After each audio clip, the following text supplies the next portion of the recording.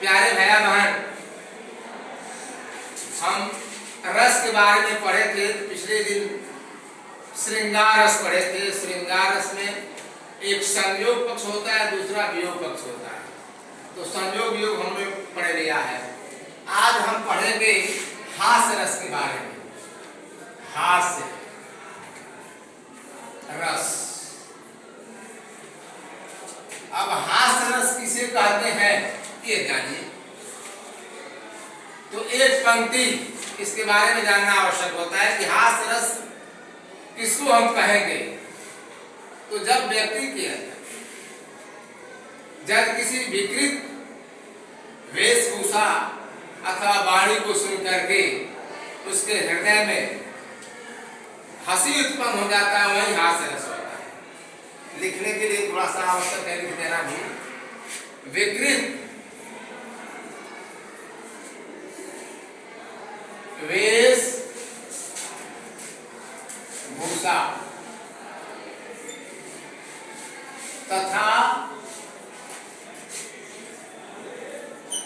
विकृत वाणी को देख कर या सुनकर हृदय में जो भाव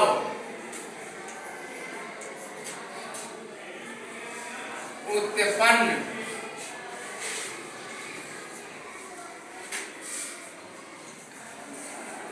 होता है,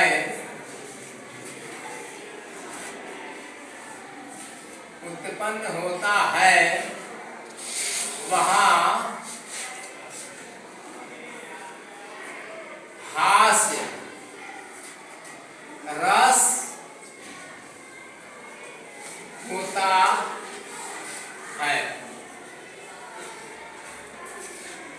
आदि विकृत वेशभूषा, किसी का पहनावा हो या विकृत वाणी हो, इसको वाणी को सुन करके और वेश को देख करके हृदय में जो भाव उत्पन्न होता है, जो भाव उत्पन्न होता है वहां हास्य रस होता है।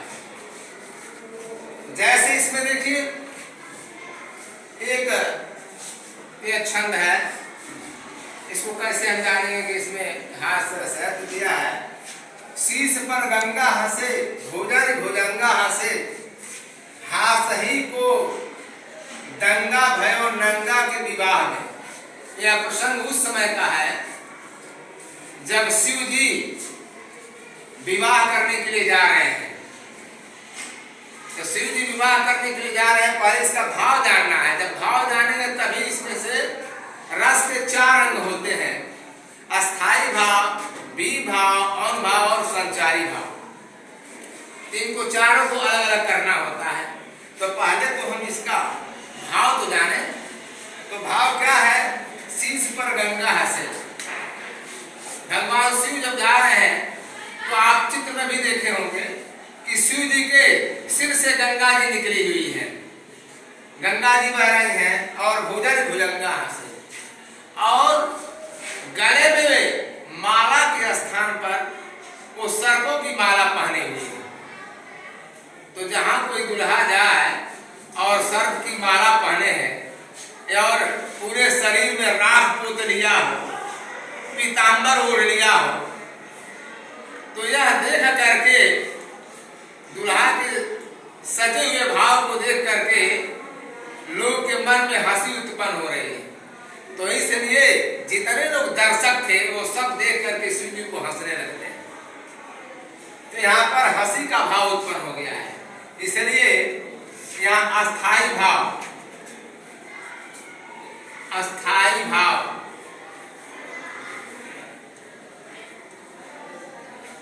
जब ये हंसी उत्पन्न हो गया तो हास्य रस का अस्थाई भाव हास हो गया। हास।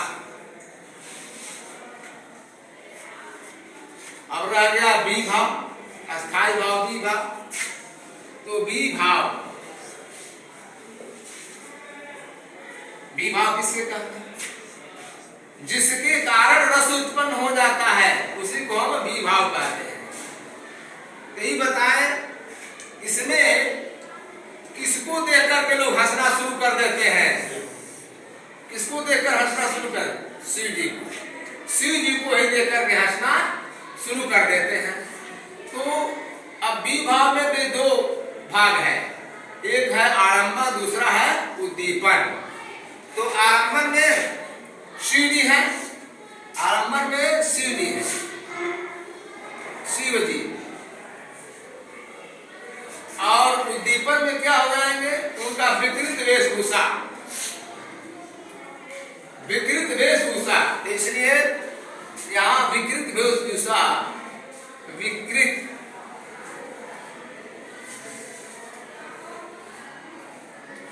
वेश